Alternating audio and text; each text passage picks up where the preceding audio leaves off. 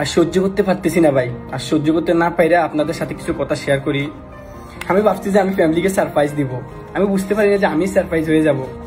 আর 5.5 বছর এই মালয়েশিয়ার প্রবাসে আমি বিদেশ করতেছি। 5.5 বছর, লাখ লাখ টাকা আমি দেশও দিছি।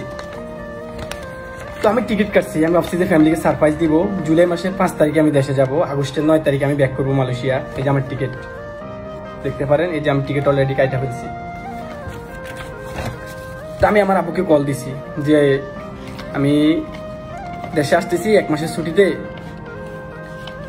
টিকিট কাটার পর যে আমি সারপ্রাইজ দিব যে আমি টিকিট কেটে ফেলছি, আপনারা একটা গাড়ি ঠিক করেন, আমি দেশে আসতেছি। বলতেছে গালি দিয়ে যে তুই খারাপ একটা গালি দিছে যে তুই দেশে এসে কি করবি। তো আমি ভাবছি যে মজা করতেছে আমার সাথে। তারপরে দেখতেছি আমার ফ্যামিলির সবাই আমাকে মানে চিল্লাইতেছে তুই দেশে এসে কি করবি, এখনো আমাদের 1-1.5 লাখ টাকা ঋণ আছে, তোর বোনকে বিয়ে দিছি, টাকাগুলো কে শোধ করবো, তুই ফ্যামিলির জন্য কিছুই করতে পারছ না এখন পর্যন্ত, তুই দেশে আবার লাগে পাগল হয়ে রইছস। তো এদিক দিয়ে আমার বয়স মোটামুটি 24 বছর হয়ে গেছে। আমি বিয়ে নিয়ে কোনো চিন্তা করি না। আমি অনেক কষ্ট হইতেছে মানে ফ্যামিলিকে ছাড়া থাকতে। তাদেরকে দেখার জন্য আমি দেশে যাওয়ার জন্য টিকিটটা কাটছি। আমার দেশে হয়তো আর ফিরে হবে না। আমি টিকিটটা ছিঁড়ে ফেলতেছি। এই দেখেন, এই যে টিকিটের ডেট, আমি টিকিটটা ছিঁড়ে ফেলতেছি। আমার কষ্ট হয়তো বা কেউ বুঝবে না, আর বুঝার দরকারও নাই। এই যে আমার পাসপোর্ট, এটা কালকে কোম্পানিকে জমা দিয়ে দিব। আবার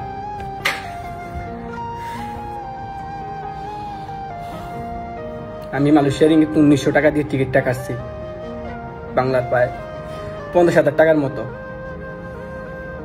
দাদুর জন্য এত কিছু করার পর তারা বলতেছে আমি তাদের জন্য কিছু করিনি। বোনের বিয়ে, একতলা একটা বিল্ডিং, ছোট ভাইকে আমি সৌদি পাঠাইছি, ঘরের সব মালামাল সবকিছু আমার টাকা কিনছে। তারপরে বলতেছে আমি কিছু করি নাই।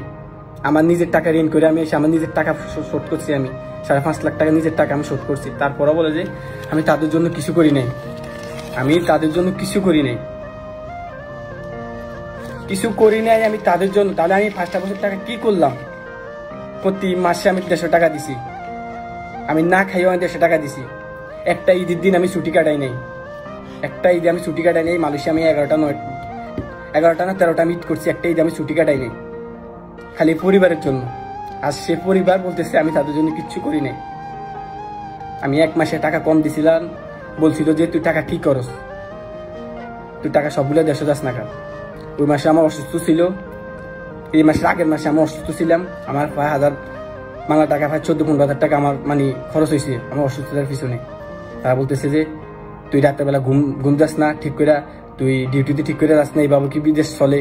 মানে আমার ফিলিংটা, আমার কষ্টটা, আমার মনের ফিলিংসটা তারা একটা আবার বুঝে নাই। আর এখন আমি 5 বছর পর আমি দেশে যাওয়ার জন্য টিকিট কাটছি। তারা বলতেছে আমি দেশে যাই কি করবো। আসলে প্রবাসীদেরকে কেউ বুঝে না। কার জন্য এত কষ্ট করছি, কার জন্য এত কষ্ট করছি।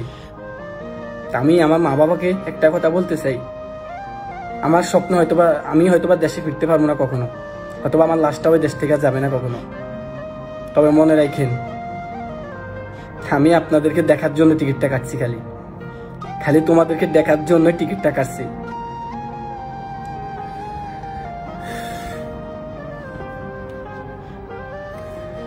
আমার কিছু আর বলার নাই।